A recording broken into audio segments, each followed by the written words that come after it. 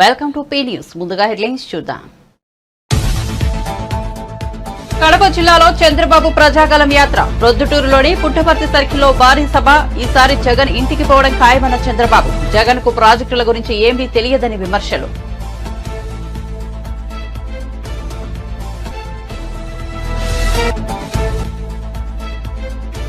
గుత్తిలోకి ప్రవేశించిన మేమంతా సిద్దం బస్సు యాత్ర. 2024 ఎన్నికల్లో విజయం సాధించడమే లక్ష్యంగా పావులు కదుపుతోన్న వైసీపీ.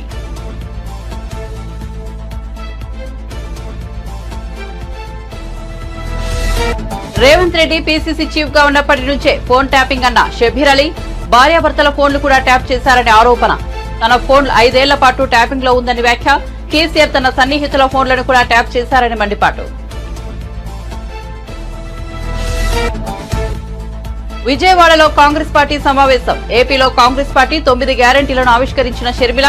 గడప గడపకు కాంగ్రెస్ పార్టీ ఎన్నికల ప్రచారం ప్రారంభించిన షర్మిల. ఏపీలో ఆ 2 పార్టీలు మోదీకి బానిసలని విమర్శలు. ఇక వార్త వివరాల్లోకి వెళ్తే తెలుగుదేశం పార్టీ అధినేత చంద్రబాబు ప్రజాగలం ఎన్నికల ప్రచార యాత్రను కొనసాగిస్తున్నారు. ఈ మధ్యాహ్నం కడప జిల్లా ప్రొద్దుటూరులోని పుట్టపర్తి సర్కిల్లో నిర్వహించిన భారీ సభకు హాజరయ్యారు. ఈ సందర్భంగా ఆయన ప్రసంగిస్తూ ఈసారి జగన్ ఇంటికి పోవడం ఖాయమని అన్నారు. 5 ఏళ్లలో రాయలసీమకు ఏం చేశావంటూ సీఎం జగన్ ను చంద్రబాబు సవాల్ విసిరారు. రాయలసీమను నీరు అందిస్తే బ్రహ్మాండంగా అభివృద్ది చెందుతుందని అభిప్రాయపడ్డారు. జగన్ కు సీమ అంటే హింస, హత్య రాజకీయాలను విమర్శించారు. కానీ తెలుగుదేశం పార్టీ సీమ అంటే నీళ్లు, ప్రాజెక్టులు, పరిశ్రమలను ఉద్ఘాటించారు. సిరులు బండే భూములున్నాయి, పండించే రైతాంగం ఉంది, దానికి నీళ్లు అవసరం. నేను అడుగుతున్నా, జగన్మోహన్ రెడ్డికి నీటి విలువ తెలుసా తమ్ముళ్ళు అని మిమ్మల్ని అడుగుతున్నా. ప్రాజెక్టుల గురించి తెలుసా అని మిమ్మల్ని అడుగుతున్నా. ఎప్పుడన్నా తెలుసుకునే ప్రయత్నం చేశాడా అని మిమ్మల్ని అడుగుతున్నా. నేను అడుగుతున్నా, శ్రీశైలం ఎక్కడుందో ఇది తెలుసా అని అడుగుతున్నా. లేకపోతే ఇక్కడ రాజోలి బండ ఎక్కడుందో ఇది తెలుసా అని అడుగుతున్నా. ఏమీ తెలీదు. అయితే అన్ని తెలిసినట్టు నటించే కమల్ హాసన్ నాటి పెద్ద నటుడు ఇతను. నేను అందుకే అన్నా, ఇతని కరకట్ట కమల్ హాసన్ ఇతను. ఆయన అనుకుంటున్నాడు ఎన్నికల కంటే మీ అందరికీ ఒక మాట చెప్పాడు. మా నాన్న చనిపోయాడు, తండ్రి లేని బిడ్డని, మా చిన్నాన్న ఉన్నాడు, ఆయన కూడా చంపేశారు, నాకు సహాయం చేయమని తల మీద చేయి పెట్టాడు. బుగ్గలు నిమిరాడు, ముద్దులు పెట్టాడు. మీరు ఐస్ అయిపోయారు. ఏదో చేసేస్తాడని ఊహాగానాలకు వెళ్లిపోయారు. మంచి సమయాన్ని పోగొట్టుకున్నాం. ఇప్పుడు మీకు వాస్తవాలు వచ్చే పరిస్థితి వచ్చింది. సీమలో 52 సీట్లలో 49 సీట్లు గెలిపించారు. ఎప్పుడైనా ఒక్క రోజైనా సరే ఈ ప్రజలు నా మీద ఇంత నమ్మకం పెట్టుకున్నారు, వీళ్ల పరిస్థితి ఏంటి, ఎంతమందికి ఉద్యోగాలు ఇచ్చాను, ఎన్ని ఎకరాలకు నీళ్లు ఇచ్చాను, ఏ రోడ్డు వేశాను, ఏ మంచి చేశానని ఒక్కరోజు ఆలోచించాడా తమ్ముళ్ళు అని మిమ్మల్ని అడుగుతున్నా. ఎంచోపైన ఏం ఆలోచించాడు? అవినాష్ రెడ్డిని ఎట్ట కాపాడుకోవాలి, అది కూడా వస్తానని చెప్తాను. అలాంటి దుర్మార్గమైన పనులు చేసే పరిస్థితికి వచ్చాడు. రాయలసీమలో 12,000 కోట్ల రూపాయలు సాగునీటి ప్రాజెక్టులు ఖర్చు పెట్టిన పార్టీ తెలుగుదేశం పార్టీ. 5 ఏళ్లలో వైఎస్ఆర్ కాంగ్రెస్ పార్టీ పెట్టింది 2,000 కోట్లు. ఆ రోజు మీరు చూస్తే ముచ్చుమర్రి, సిద్ధాపురం, పులకుర్తి, గోరకల్ రిజర్వాయర్, పులికనుమ, అవుగు టనల్, అందరి నీవా, గాలేరు నగిరి అన్ని ప్రాజెక్టుల పైన ప్రాధాన్యత పెట్టాం. నేను ఎన్నోసార్లు కడపకు వచ్చాను. ప్రతి ఎకరాకు నీళ్లు ఇవ్వాలని ఆలోచించాను. కడప మీరు చూస్తే గండెకోట పూర్తి చేసి ల్యాండ్ ఎక్వేషన్ చేసి నీళ్లు పెట్టి పులివెందలకు నీళ్లు ఇచ్చిన పార్టీ తెలుగుదేశం పార్టీ. కనీసం 5% పూర్తి చేసి అందరినీవా నుంచి కుప్పానికి నీళ్లు ఇవ్వలేని అసమర్థుడు, దుర్మార్గుడు జగన్మోహన్ రెడ్డి. అందుకే నేను మిమ్మల్ని ఒకటే కోరుతున్నా, వాళ్ళ పేపర్ ఉంది, సాక్షి పేపరు. దానికి వేల కోట్ల రూపాయల అడ్వర్టైజ్మెంట్లు ఇచ్చారు. ఆయన గుమస్తాన్లు పెట్టుకున్నాడు అడ్వైజర్స్ గా. వాళ్ళ కోసం వేల కోట్ల రూపాయలు ఖర్చు పెట్టాడు. రాయలసీమ పైన ముష్టి 2,000 కోట్ల రూపాయలు ఇరిగేషన్ పెట్టాడు. నేను అందుకనే మీ అందరికీ హామీ ఇస్తున్నా, ఎన్టీ రామారావు గారి కళ కృష్ణా జలాలు రాయలసీమకు తీసుకురావాలనేది. నా కళ పోలవరం పూర్తి చేసి గోదావరి నీళ్లు రాయలసీమకు తీసుకొస్తే రాయలసీమని బీట్ చేసే ప్రాంతమే ఉండదు. ఆ సంకల్పంతోనే పోలవరం 72% పనులు పూర్తి చేశా. అదే మరి నవగారు సాగర్ వరకు నీళ్లు తేవాలని ఒక లిఫ్ట్ ఇరిగేషన్ పెట్టాను. పట్టి సీమను పూర్తి చేశాను. ఈ 5 ఏళ్లు నేను ఉండుంటే గోదావరి నీళ్లు నేరుగా బనకచెర్లకు వచ్చేటివి. బనకచెర్లకు వచ్చుంటే రాయలసీమ సస్యశ్యామలం అయ్యేది. నా జీవితాశయం నెరవేరు. అనంతపురం జిల్లా గుత్తిలోకి ప్రవేశించింది సీఎం జగన్ మేమంతా సిద్దం బస్సు యాత్ర. ఈ యాత్రకు జిల్లా వైసీపీ నాయకులు కార్యకర్తలు ఘన స్వాగతం పలికారు. 2024 ఎన్నికల్లో విజయం సాధించడమే లక్ష్యంగా పావులు కదుపుతోంది వైసీపీ. ఇందులో భాగంగా మేమంతా సిద్దం సభతో జగన్ విపక్షాలపై విరుచుకుపడుతున్నారు. తమ ప్రభుత్వంలో ప్రజలకు అందించిన పథకాల గురించి చెప్పడమే కాకుండా గతంలో ప్రభుత్వం చేసింది ఏమీ లేదంటూ ఎద్దేవా చేస్తూ ముందుకు సాగుతున్నారు జగన్. 4వ రోజు మేమంతా సిద్దం సభలో భాగంగా ఉమ్మడి అనంతపురం జిల్లాలో జగన్ పర్యటిస్తున్నారు. గతంలో లంచాల పాలన ఉండేదని, గత 58 నెలలుగా విపక్ష లేకుండా పాలన కొనసాగుతోందని ముఖ్యమంత్రి వైఎస్ జగన్మోహన్ రెడ్డి చెప్పారు. ఎన్నికల ప్రచారంలో భాగంగా మేమంతా సిద్దం సీఎం జగన్ బస్సు యాత్ర శనివారం ఉదయం తుగ్గలికి చేరుకుంది. అక్కడి ప్రజలతో సీఎం జగన్ ముఖాముఖి నిర్వహించారు. ఈ 58 నెలల పాలనలో గ్రామాల్లో అభివృద్ది జరిగింది. తుగ్గలి రాధన పరిధిలో 10,000 జనాభా ఉంది. ఈ 2 గ్రామాల సచివాలయాల పరిధిలో అక్కా చెల్లెమ్మల ఖాతాలోకి నగదు జమ చేశాం. గతంలో ఏ పథకం కావాలన్నా లంచాలు అడిగే పాలన చూశారు. కానీ వైఎస్ఆర్సీపీ పాలనలో కులం, మతం, ప్రాంతం చూడకుండా సాయం చేశామని పేర్కొన్నారు. ఏ రకమైన ప్రస్ఫుటమైన మార్పులు మన గ్రామంలో ఈరోజు కనిపిస్తా ఉన్నాయి. ఇటువంటి విప్లవాత్మక మార్పులు మన గ్రామంలో ఇంతకు ముందు గత ప్రభుత్వాలలో ఎందుకు ఈ రకమైన మార్పులు కనిపించడం లేదు, ఎందుకు కనిపించలేదు? మరి కేవలం ఈ 58 నెలల కాలంలోనే మీ బిడ్డ ప్రభుత్వంలో ఈ 2 సచివాలయాల పరిధులకు సంబంధించిన ఈ గ్రామాలలో ఎందుకు ఈ మాదిరిగా ఇంత గొప్పగా మార్పు కనిపిస్తా ఉంది అన్నది మీలో ఉన్న ప్రతి ఒక్కరూ కూడా ఆలోచన చేయమని కోరుతా ఉన్నా. ఈరోజు ఆశ్చర్యం కలిగించే వాస్తవాలు ఈరోజు కనిపిస్తా ఉన్నాయి. ఈరోజు ఇదే గ్రామంలో తుగ్గలి గ్రామానికి సంబంధించి, రాటన గ్రామానికి సంబంధించిన సచివాలయాల పరిధిలో ఒకసారి చూస్తే దాదాపుగా 10,000 జనాభా ఉన్న ఈ 2 సచివాలయాల పరిధులకు సంబంధించి ఒకసారి గమనించినట్టయితే ఈ తుగ్గలి గ్రామానికి సంబంధించిన ఈ సచివాలయ పరిధిలో మొత్తంగా 1748 ఇళ్లులున్నాయి.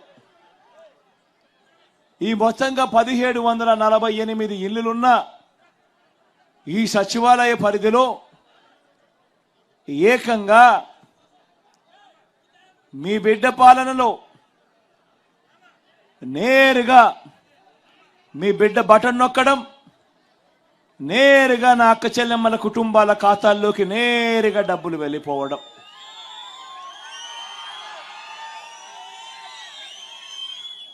ఎక్కడా కూడా లంచాలు అడిగే వాళ్ళు లేరు.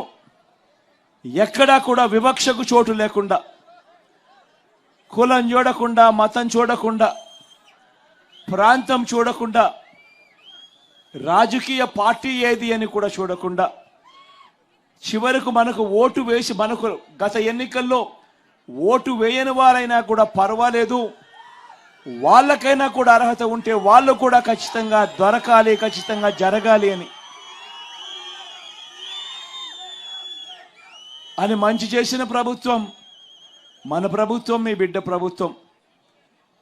ఈ తుగ్గలి గ్రామానికి సంబంధించి 1748 ఇళ్లులుంటే ఈ సచివాలయం పరిధిలో, ఇందులో మీ బిడ్డ బటన్ నొక్కడం, నా అక్క చెల్లెమ్మల కుటుంబాల ఖాతాల్లోకి డబ్బులు వెళ్ళిపోవడం, లేదా నేరుగా చేతుల్లోకి డబ్బులు వెళ్ళిపోవడం గమనిస్తే ఒకసారి అక్షరాల 1666 ఇండ్లు 1748 ఇళ్లకు గాను, అంటే 95% ఇళ్లకు ఈరోజు మీ బిడ్డ బటన్ నొక్కడం, నేరుగా నా అక్క చెల్లెమ్మల కుటుంబాల చేతుల్లోకి డబ్బులు వెళ్ళిపోవడం. ఎక్కడ లంచాలు లేకుండా, ఎక్కడ వివక్ష లేకుండా ఇలా చేయగలము, ఇలా చేసే పరిస్థితి ఉంటుంది అని 5 సంవత్సరాల కిందట ఎవరైనా మీతో చెప్పుంటే, జన్మభూమి కమిటీలు రాజ్యమేలుతా ఉన్న పరిస్థితుల్లో ఏ పని కావాలన్నా, చివరికి మరుగుదొడ్లు కావాలన్నా కూడా లంచాలు అడిగే పరిస్థితిలో ఉన్న పాలన చూశారు మీరంతా. పెన్షన్ కావాలన్నా లంచాలు, మరుగుదొడ్లు కావాలన్నా లంచాలు, సబ్సిడీ మీద ఇచ్చే లోన్లు కావాలన్నా లంచాల పరిధిలో జరిగిన పాలన మీరంతా గమనించినారు. ఆ రోజుల్లో ఎవరైనా మీ దగ్గరికి వచ్చి, లేదు ప్రభుత్వం ఇచ్చే ప్రతి రూపాయి కూడా నేరుగా లంచాలు లేకుండా, వివక్ష లేకుండా మీ ఖాతాల్లోకి వచ్చే పరిపాలన ఒకటి వస్తుంది, అలా చేయగలుగుతాము అని ఎవరైనా చెప్పుంటే మీలో ఏ ఒక్కరూ కూడా నమ్మడానికే ఇది సాధ్యం కాదు. పిఠాపురంలో కీలక పరిణామం చోటు చేసుకుంది. ఈ స్థానంలో జనసేన అధినేత పవన్ కళ్యాణ్ పోటీ చేస్తున్నారు. పొత్తులో భాగంగా పిఠాపురం సీటును జనసేన అధినేతకు కేటాయించారు. అయితే ఈ నియోజకవర్గం నుంచి టీడీపీ మాజీ ఎమ్మెల్యే వర్మ పోటీ చేయాలని భావించారు. కానీ పవన్ కళ్యాణ్ కి సీటు వెళ్లింది. తొలుత పవన్ కళ్యాణ్ కాకినాడ బరిలో దిగుతారని ప్రచారం జరిగింది. దీంతో పిఠాపురం సీటు తనదేనని వర్మ ఆశలు పెట్టుకున్నారు. చివరకు సామాజిక వర్గాలను బేరీజు వేసుకున్న పవన్ కళ్యాణ్ పిఠాపురం నుంచి పోటీ చేయాలని నిర్ణయించుకున్నారు. ఈ మేరకు జనసేన అభ్యర్థుల జాబితాలో పవన్ కళ్యాణ్ పేరును ఖరారు చేశారు. దీంతో వర్మ అసంతృప్తి చెందారు. వర్మకు సీటు ఇవ్వాల్సిందేనని అటు టీడీపీ నేతలు, కార్యకర్తలు సైతం ఆగ్రహం వ్యక్తం చేశారు. ఈ నేపథ్యంలో టీడీపీ అధినేత చంద్రబాబు రంగంలోకి దిగారు. వర్మను బుజ్జగించారు. దీంతో అసంతృప్తికి చెక్ పడింది. అయితే వర్మ చేసిన త్యాగాన్ని పవన్ కళ్యాణ్ అర్థం చేసుకున్నారు. ఆయన్ను కలిసి ధన్యవాదాలు చెప్పాలని నిర్ణయించుకున్నారు. ఈ మేరకు శనివారం పిఠాపురం వెళ్లిన పవన్ కళ్యాణ్ వర్మను కలిశారు. ఆయనతో చర్చించారు. కూటమి అధికారంలోకి వచ్చిన తర్వాత న్యాయం చేస్తామని హామీ ఇచ్చారు. తన కోసం వర్మ త్యాగం చేశారని పవన్ చెప్పారు. కూటమి విజయానికి టీడీపీ, జనసేన, బీజేపీ నాయకులు, కార్యకర్తలు కృషి చేయాలని కోరారు. అటు వర్మ మాట్లాడుతూ పిఠాపురంపై నమ్మకంతోనే పవన్ కళ్యాణ్ పోటీ చేస్తున్నారని తెలిపారు. పవన్ కళ్యాణ్ గెలుపు బాధ్యతలను తన భుజాలపై వేసుకుంటారని స్పష్టం చేశారు.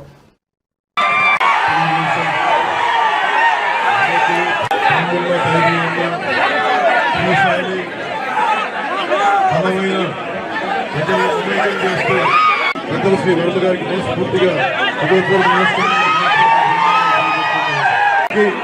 ఇన్ఛార్జీలకి, ప్రతి ఒక్కరికి, ముఖ్య నాయకులందరికీ, తెలుగుదేశం ముఖ్య నాయకులందరికీ, కార్యకర్తలకి, తెలుగుదేశం కార్యకర్తలందరికీ పేరు పేరున పొత్తుదే మనస్ఫూర్తిగా మీ అందరికీ జనసేన, తెలుగుదేశం, భారతీయ జనతా పార్టీ ఇవన్నీ కూడా 3 ప్రత్యేకంగా రాష్ట్ర ప్రయోజనాల కోసమే అలాగే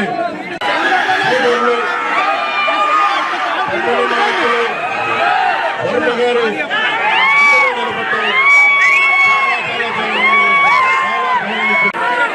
నా విజయం కోసం నేను ఉన్నానని చెప్పి ఆఫీస్కి చెప్పినందుకు వారికి ఈరోజు ప్రత్యేకమైన నా కృతజ్ఞతలు, నమస్కారాలు తెలియజేయడానికి వచ్చాను. వర్మ గారు అన్నట్టే ఉంటాం. వర్మ గారి నాయకత్వాన్ని మరే బలోపేతం చేస్తాం. వాళ్ళు రాష్ట్ర స్థాయిలో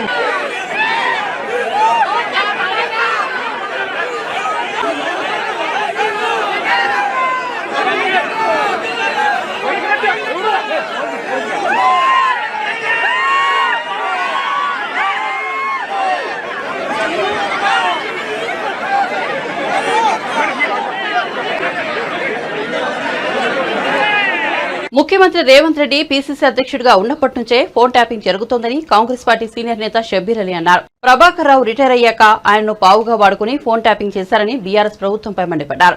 చివరకు భార్యాభర్తల ఫోన్లు కూడా ట్యాప్ చేశారని ఆరోపించారు. తన ఫోన్ 5 ఏళ్ల పాటు ట్యాపింగ్ లో ఉందన్నారు. చివరకు కేసీఆర్ తన సన్నిహితుల ఫోన్లను కూడా ట్యాప్ చేశారని ధ్వజమెత్తారు. ఫోన్ ట్యాపింగ్ వ్యవహారంతో కేసీఆర్ దుర్మార్గం బయటపడిందన్నారు.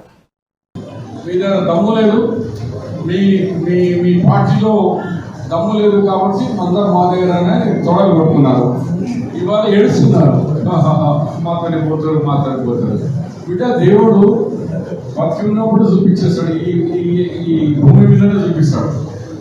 నువ్వు ఈ బీరోలోకి ఎక్స్ట్రా సీజ్ చేసి ఇతర పార్టీలను ఖరాబ్ చేసి ఈ వ్యవస్థను చెడగొట్టున్నారు. ఇవాళ ఒక బిడ్డ జైలుకున్నది, ఇంకా 4 దినాలైతే ఇంకా చూడు వాళ్ళ కుటుంబం ఎంతమంది జైలుకుపోతుంది. ఫోన్ ట్యాపింగ్, భార్యాభర్తకు వచ్చే ఫోన్ ఇంటారా ఎవరన్నా?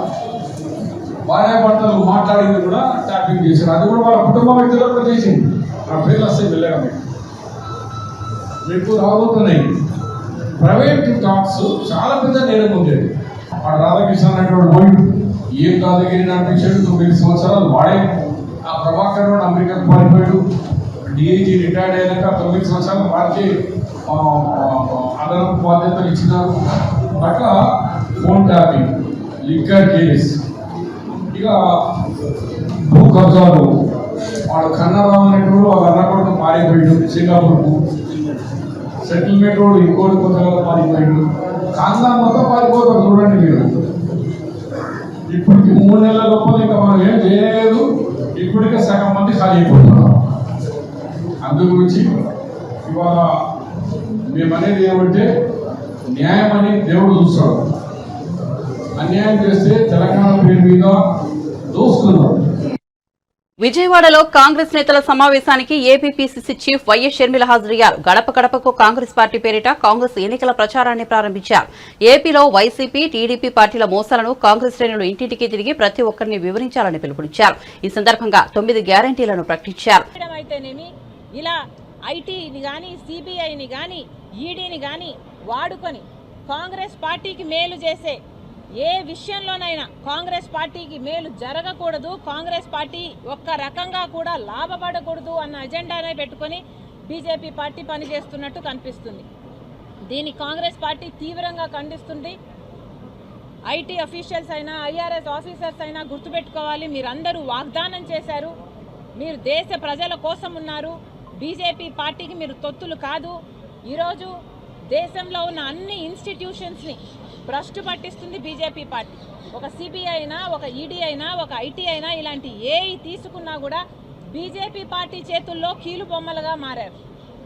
ఇది తగదు, ఇది ప్రజాస్వామ్యానికి తగదు. మళ్ళొక్కసారి చెప్తున్నాం, కాంగ్రెస్ పార్టీ బలమంతా ప్రజల నుంచి వస్తుంది.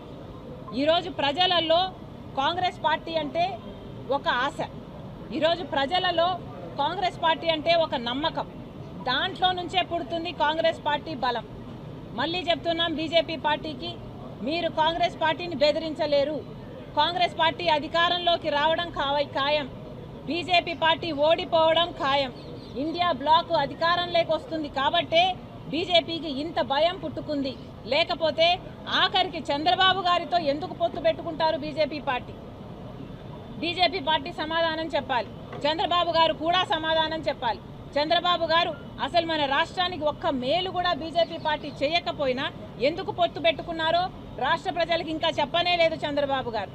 మనకు ఒక్క రకంగా స్పెషల్ స్టేటస్ అయినా ఇవ్వలేదు, పోలవరం అయినా ఇవ్వలేదు, రాజధాని ఘట్టనివ్వలేదు. ఏది చేయకపోయినా బీజేపీ పార్టీతో ఎందుకు పొత్తు పెట్టుకున్నట్టు చంద్రబాబు గారు. అదే రకంగా జగన్మోహన్ రెడ్డి గారు ఒక్క మేలు కూడా బీజేపీ పార్టీ మనకు చేయకపోయినా వాళ్ళ రాజ్యసభ వాళ్ళ మనుషులకు మీరు రాజ్యసభ మెంబర్లు ఎందుకు ఇస్తున్నారు? అదానికి, అంబానీకి మీరు ఎందుకు పనిచేస్తున్నారు? మీ టీడీడీ మెంబర్షిప్లు అయితేనేమి ఇలాంటివన్నీ బీజేపీ వాళ్ళకి ఎందుకు ఇస్తున్నారు? ప్రతి బిల్లుకు ఎందుకు సహాయపడుతున్నారు? ఇలా బీజేపీ తొత్తులుగా ఎందుకు మారారు వైసీపీ, టీడీపీ పార్టీలు? ప్రజలకు సమాధానం చెప్పాల్సిన అవసరం ఉంది. మళ్ళీ హెచ్చరిస్తున్నాం, బీజేపీ పార్టీ ఈరోజు అవమానించింది కాంగ్రెస్ పార్టీని కాదు, ఈరోజు బీజేపీ అవమానించింది దేశ ప్రజలను, ప్రజాస్వామ్యాన్ని, మన భారతదేశ రాజ్యాంగాన్ని. Thank you. Madam, do you think that tool for discriminating Congress party? Yes, that is what we think. BJP is using not only the IT department but even the ED, even the CBI and every institution in the country is being used by the BJP party only to tarnish Congress party, only to curtail the strength and the growth of Congress party.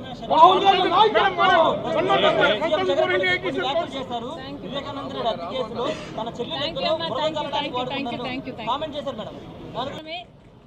అమలు అవుతుంది. వాస్తవానికి అడుగుతున్నాం, ఇది భారతీయ జనతా పార్టీయా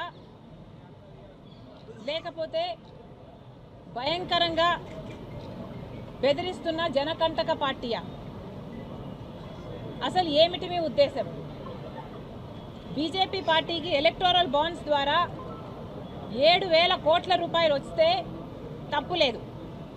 అది ఎవరిచ్చారు, ఎందుకు ఇచ్చారు, ఎప్పుడు ఇచ్చారు అన్న అంశాలన్నీ రహస్యమే.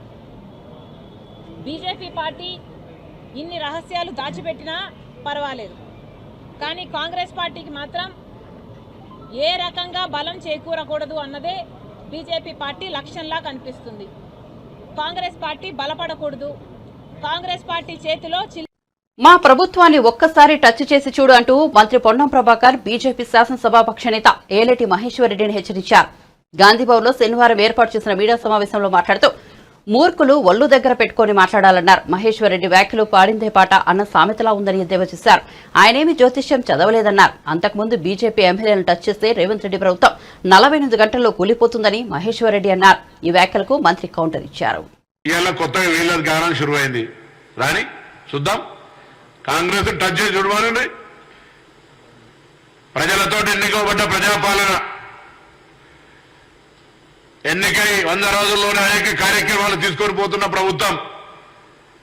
చేతనైతే ప్రజల దగ్గరకు 10 సంవత్సరాల్లో మేము ఏం చేసిన కేంద్రం నుంచి విభజన హామీలు అమలు చేసినా,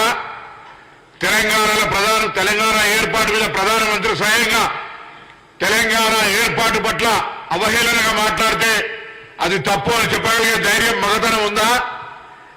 అవన్నీ లేకుండా ఊరికేనే కాంగ్రెస్ పార్టీకి సంబంధించిన అంశం మీద మాట్లాడితే అది వాళ్ళకి తెలుసు.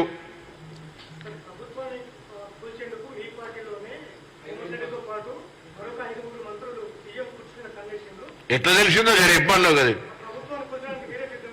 అదే చెప్పమ్మా, ఎట్లా ఊరికే మాట మాట్లాడితే జ్యోతిష్యం చదవలే నాకు తెలిసి. ఆయన జ్యోతిష్యం చదవలే మరి ఎట్లా?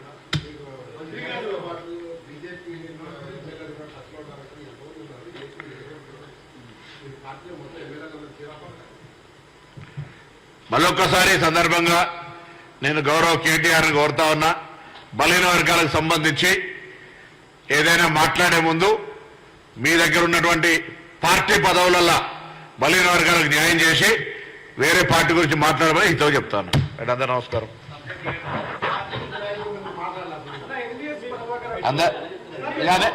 ఇవాళ బలహీన వర్గాలకు సంబంధించి కాంగ్రెస్ పార్టీకి సంబంధించిన అంశం మీదనే ప్రెస్ కాన్ఫరెన్స్. మళ్ళీ అవన్నీ కూడా మళ్ళీ మీరు ఎప్పుడైనా చిట్ చాట్ అప్పుడో కూర్చున్నప్పుడో మాట్లాడదామని.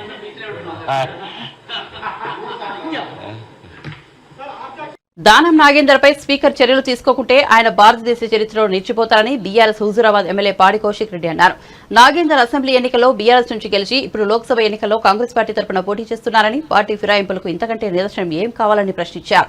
పార్టీ ఫిరాయింపులకు పాల్పడితే చర్యలు తీసుకోవాల్సిన బాధ్యత స్పీకర్పై ఉంటుందన్నారు. ఈ అంశంపై స్పీకర్ వెంటనే స్పందించాలని కోరారు. స్వయంగా దానం నాగేందర్ కూడా ఓ ఛానల్లో మాట్లాడుతూ తాను కాంగ్రెస్ లో చేరినట్లు చెప్పారని తెలిపారు. శనివారం ఆయన మీడియాతో మాట్లాడుతూ స్పీకర్ ను కలిసేందుకు వెళ్తే అక్కడ ఎవరూ లేరని, అటెండర్ మాత్రమే ఉన్నారన్నారు. కార్యదర్శి వద్దకు వెళ్తే ఆయన కూడా అందుబాటులోకి రాలేదన్నారు. 4 ఎమ్మెల్యేలను కలిసి వెళ్తే కనీసం రిప్రజెంటేషన్ కూడా తీసుకోకుంటే ఎలా అని ఆవేదన వ్యక్తం చేశారు. తమ ఫిర్యాదులపై చర్యలు తీసుకునే పక్షంలో కోర్టుకు వెళ్తామన్నారు. దానం నాగేందర్ వెంటనే అనర్హుడిగా ప్రకటించాలని డిమాండ్ చేస్తున్నామన్నారు. ఆ రోజు మార్చి 18 నుంచి అయితే ఇవాళ మార్చి 30th, దాదాపు 12 రోజులైంది. ఏ మాత్రము రెస్పాన్స్ లేకపోతే ఇవాళ సెకండ్ అఫిడవిట్ ఇద్దామని మరొక్కసారి ఇద్దాము స్పీకర్ గారికి అని స్పీకర్ ఆఫీస్ కి పోతే, ఇవాళ అసెంబ్లీలో స్పీకర్ ఆఫీస్ పోతే ఆడ ఎవ్వరు కూడా లేకపోవడం, ఆ ఆఫీస్ లో కేవలం ఒక అటెండర్ మాత్రమే ఉంటే అక్కడి నుంచి సెక్రటరీ దగ్గరికి పోయినాం. సెక్రటరీ గారు, అసెంబ్లీ సెక్రటరీ గారు ప్రాబ్లీ తనకి ఏం ప్రెషర్లు ఉన్నాయో ఏమున్నాయో తను అవాయిడ్ చేయడానికి ప్రయత్నం చేసి అవాయిడ్ చేసే ప్రయత్నం చేసిండు. మేము అడిషనల్ ప్రూఫ్స్ ఆ రోజు ఇచ్చిన దానికంటే ఇంకా సెకండ్ అఫిడవిట్ లో అడిషనల్ ప్రూఫ్ పెట్టి ఇవ్వాలని అనుకున్నాం. అడిషనల్ ప్రూఫ్స్ ఏంటంటే ఇలా దానం నాగేందర్ గారిని కాంగ్రెస్ పార్టీ వాళ్ళు పార్లమెంట్ అభ్యర్థిగా అఫీషియల్ గా డిక్లేర్ చేయడం జరిగింది. ఇంకా దీనికంటే పెద్ద ప్రూఫ్ ఏం కావాలి స్పీకర్ గారికి అని అడిషనల్లీ ఒక డాక్యుమెంట్ అటాచ్ చేసి ఇద్దామని పోయినాం. అదే విధంగా భూపాల్ రెడ్డి గారు కూడా ఒకసారి పార్టీ ఇట్లనే అప్పుడు బీఆర్ఎస్ నుండి కాంగ్రెస్ కి పోతే ఆ రోజు డిఫెక్షన్ యాక్ట్ ప్రకారం తను తీసేస్తే తను కోర్టుకు పోతే కూడా కోర్టుది డాక్యుమెంట్ కూడా అటాచ్మెంట్ చేసి ఆ రోజు కోర్టు ఆర్డర్ కూడా వారు చేసింది చైర్మన్ గారు ఆనాడు చేసింది కరెక్ట్ అనే కోర్టు ఆర్డర్ కూడా అది కూడా అటాచ్ చేసి ఇవాళ ఇస్తా ఉన్నాం. నేను ఒక్కటే కోరుతా ఉన్నాను, గౌరవ స్పీకర్ గారు దయచేసి మీకు దండం పెట్టి కోరుతా ఉన్నాను, ఇవాళ మీరు చరిత్రలో నిలబడతారు, ఆలోచన చేయండి. ఇవాళ మీరు నిర్ణయం తీసుకొని దానం నాగేందర్ గారిని డిస్క్వాలిఫై చేస్తే ఇలా ఉట్టి తెలంగాణలే కాదు యావత్ భారతదేశంలోనే మీ చరిత్రలో నిలబడిపోతారు. ఎందుకంటే పార్టీలు ఫిరాయింపులు చేస్తే ఖచ్చితంగా కఠినమైన చర్యలు తీసుకోవాల్సిన బాధ్యత మన మీద ఉంటది. కాబట్టి దయచేసి మీరు యాక్షన్ తీసుకోవాలని మిమ్మల్ని నేను కోరుతా ఉన్నాను. ఇలా ఒక్కటే ఆలోచన చేయండి, తన మీద యాక్షన్ తీసుకుంటే ఇలా ప్రజాస్వామ్యాన్ని కూడా మీరు కాపాడిన వాళ్ళు అవుతారు. ఎందుకంటే ఒక బీఫామ్ మీద ఇచ్చి మనం కాంటెస్ట్ చేసినప్పుడు ప్రజలందరూ కూడా మీ క్యాండిడేచర్ తో పాటు పార్టీ బీఫామ్, ఆ పార్టీకి కాబోయే ముఖ్యమంత్రి ఎవరు ఉంటారని జనాలు కూడా అవన్నీ ఆలోచించుకొని ఓటేస్తే ఆ నియోజకవర్గంలో ప్రజల్ని, మా పార్టీ కేసీఆర్ గారితో పాటు నియోజకవర్గంలో ఉన్న ప్రజల్ని కూడా మీరు మోసం చేసిన వారు అవుతారు. కాబట్టి మీరు గౌరవ స్పీకర్ గారు నిర్ణయం తీసుకుంటే చాలా అద్భుతంగా ఉంటుందని కోరుకుంటా ఉన్నాను. దయచేసి దీని మీద వెంటనే స్పందించాలని మా పార్టీ పక్షాన మేము మిమ్మల్ని రిక్వెస్ట్ చేస్తా ఉన్నాం. కాబట్టి మీరు యాక్షన్ తీసుకుంటారని కూడా మేము మనస్ఫూర్తిగా ఆశిస్తా ఉన్నాం. అదే విధంగా నేను గౌరవ స్పీకర్ గారికి కూడా కోరేది ఏంటంటే, ఎట్లా ఇది మేము మళ్ళీ మీకు ఇస్తాము, దీంతో పాటు రిజిస్టర్డ్ పోస్ట్ చేస్తాము, మీకు ఈమెయిల్ కూడా పంపిస్తాము. కానీ కనీసం వాడికి పోయినప్పుడు మేము 4 ఎమ్మెల్యేలు పోయినప్పుడు కనీసము ఒక రిప్రజెంటేషన్ కూడా తీసుకోకపోతే ఎట్లా అని నేను అడుగుతా ఉన్నాను. ఇలా సెక్రటరీ గారు, మీరు అందరు ఎమ్మెల్యేలకి సెక్రటరీ, దయచేసి మీరు కూడా మమ్మల్ని అవాయిడ్ చేయకపోతే బాగుండేది. మీకు ఏమో తిండుండే నాకు తెలియదు, కానీ మీరు రిప్రజెంటేషన్ తీసుకోవాలని కోరుతా ఉన్నాం. ఖచ్చితంగా దీని మీద యాక్షన్ తీసుకుంటారని వేచి చూస్తా ఉన్నాం. తీసుకోకపోతే మాత్రం తప్పకుండా మేము కూడా పార్టీ పక్షాన కోర్టుకు పోతాం, ఫర్దర్ గా యాక్షన్ కూడా తీసుకుంటాం. ఎట్టు పరిస్థితిలో ఇలా దానం నాగేందర్ గారిని వెంటనే డిస్క్వాలిఫై చేయాలని మేము బీఆర్ఎస్ పార్టీ పక్షాన మేము డిమాండ్ చేస్తా ఉన్నాం. ఎందుకంటే ఒక పార్టీలో గెలిచి ఒక పార్టీలో పోవడం అంటే దానంతా సిగ్గుచేటు ఇంకా లేదని నేను అనుకుంటా ఉన్నాను. కోనసీమ జిల్లా ముమ్మిడివరంలో జనసేనకు భారీ షాక్ తగిలింది. కీలక నేతలంతా ఆ పార్టీకి గుడ్ బై చెప్పారు. సీఎం జగన్ సమక్షంలో వైసీపీలో చేరారు. జనసేనలో కీలకంగా పనిచేసిన పిథాని బాలకృష్ణతో పాటు డీసీఎంఎస్ మాజీ చైర్మన్ సానబోయిన మల్లికార్జున సహా పలువురు జనసేన నేతలు వైఎస్సార్ కాంగ్రెస్ పార్టీ తీర్థం పుచ్చుకున్నారు. అనంతరం జిల్లాలో మేమంతా సిద్ధం బస్సు యాత్రలో ఉన్న సీఎం జగన్ ను కలిసి ఆ పార్టీ కండువా కప్పుకున్నారు. వైఎస్ జగన్ చేపట్టిన సంక్షేమ పథకాలు ఆయన ఆశయాలు తమకు నచ్చాయని, అందుకే వైఎస్సార్ కాంగ్రెస్ లో పార్టీలో చేరుతున్నామని పిథాని బాలకృష్ణ తెలిపారు. పిఠాపురంలో జనసేన కోసం తాము ఎనలేని కృషి చేశామని, ఆయన పవన్ కళ్యాణ్ సరైన ప్రాధాన్యత ఇవ్వలేదని ఆరోపించారు. ముమ్మిడివరంలో వైసీపీ గెలుపునకు కృషి చేస్తామని పితాని బాలకృష్ణ పేర్కొన్నారు. బులెటిన్ ముగించే ముందు హెడ్లైన్స్ మరోసారి చూద్దాం. కడప జిల్లాలో చంద్రబాబు ప్రజాగలం యాత్ర, ప్రొద్దుటూరులోని పుట్టపర్తి సర్కిల్లో భారీ సభ. ఈసారి జగన్ ఇంటికి పోవడం ఖాయమన్న చంద్రబాబు. జగన్ కు ప్రాజెక్టుల గురించి ఏమీ తెలియదని విమర్శలు.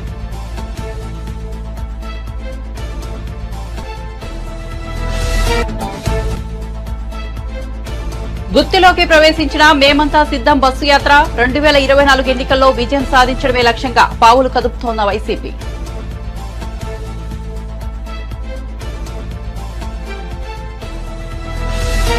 రేవంత్ రెడ్డి పీసీసీ చీఫ్ గా ఉన్నప్పటి నుంచే ఫోన్ ట్యాపింగ్ అన్న షబీర్ అలీ, భార్యాభర్తల ఫోన్లు కూడా ట్యాప్ చేశారనే ఆరోపణ. తన ఫోన్ 5 ఏళ్ల పాటు ట్యాపింగ్ లో ఉందని వ్యాఖ్య. కేసీఆర్ తన సన్నిహితుల ఫోన్లను కూడా ట్యాప్ చేశారని మండిపాటు. విజయవాడలో కాంగ్రెస్ పార్టీ సమావేశం. ఏపీలో కాంగ్రెస్ పార్టీ 9 గ్యారంటీలను ఆవిష్కరించిన షర్మిల. గడప గడపకు కాంగ్రెస్ పార్టీ ఎన్నికల ప్రచారం ప్రారంభించిన షర్మిల. ఏపీలో ఆ 2 పార్టీలు మోదీకి బానిసలని విమర్శలు. మరిన్ని అప్డేట్స్ కోసం చూస్తూనే ఉండండి పీ న్యూస్.